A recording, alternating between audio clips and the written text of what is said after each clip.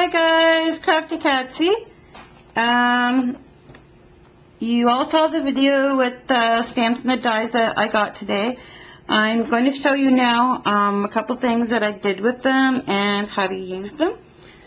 First, I'm going to show you the Martha Stewart Deep Edge Doily Lace Punch and how to use it. When you get it, it comes with the sides folded up like that. And the first time I couldn't figure out why paper wasn't going and it wasn't punching. And I didn't realize that I didn't have these down. So yeah, so it comes like that, and you have to open up the ends like that. And I'll tell you the different kinds. So what you can do is you can punch, put it down for just a second. You can punch all different colors of cardstock to get whatever color you need for the project you're working on. Now this is a green. Now this is a pretty dark, bold green.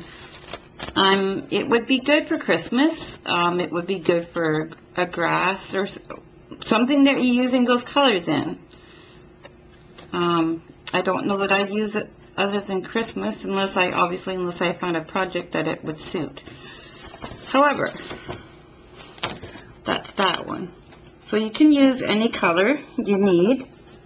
I cut out a small piece of this other cardstock, and it's orange, but it's also got a bit of yellow in it. And this is a really pretty color of lace to use for flowers and stuff, I think. And that would look good at the bottom of a tag or a card. It's light, it's very pretty, airy. And then one of the other things you can do is you can glimmer mist. Now, keep in mind, this piece of cardstock is not white. It is actually a beige. To show you, I'll show you a piece of white. So you can tell that the first piece is not white. It is like a beige color. So I was not using white when I used the glimmer mist. I was using the beige. So I didn't get the real representation of this colors I'm showing you now.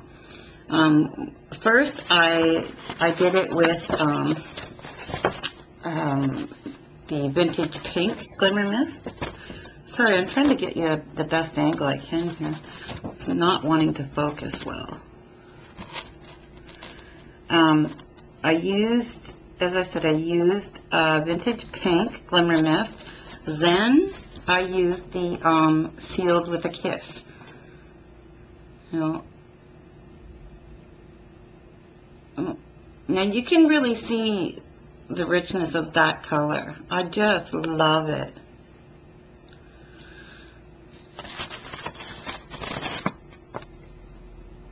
And that's really pretty.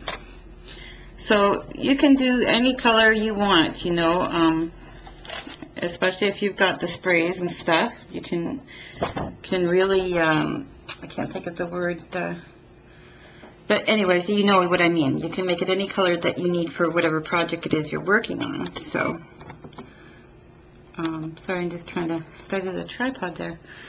Okay, so now I'm going to show you how it works, and it's really cool. You just start and put it somewhere on your paper.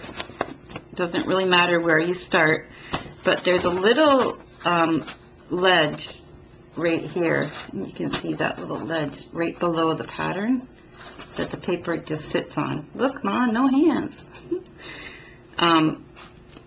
So as long as you've got it sitting on there on both sides properly, you'll get a really good punch.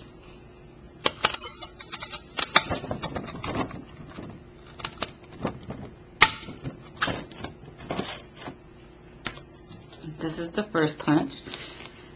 And then in order to get that long strip of lace, all you do is when you put it back down, you line up the doily of the paper with the picture right there on the punch. I got to put this down on the table for just a second because I'm not getting the punch power that I need there. So you keep lining it up, and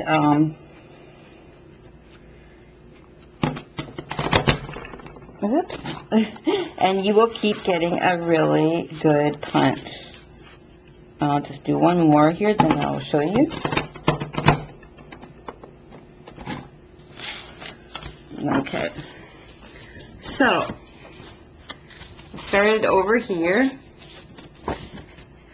and I matched it up all the way along, so there's no breaks in between. Doesn't look, you know, uneven or awful. Looks really good.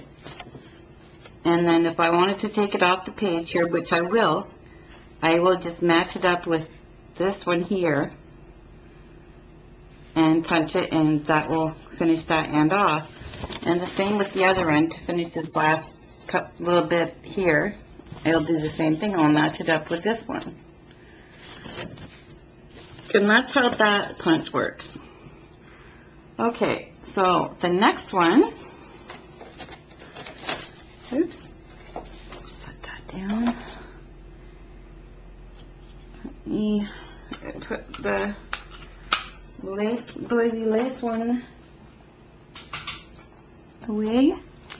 And now I'm going to show you this one here. Actually, no, I'm not. I'm going to show you, for those of you who didn't see it earlier, I'm going to show you the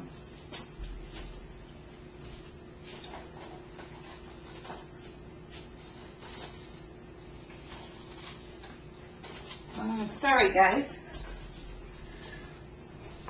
Sorry about that, guys. I'm going to show you a couple other things first. For those of you who have not seen the hanging sign die, the Tim Holtz alterations, this is what it looks like when you get it in the package. Mine came in the mail today. And I have not colored them or anything like that, but I did cut a couple out just to see how it looks and how it worked.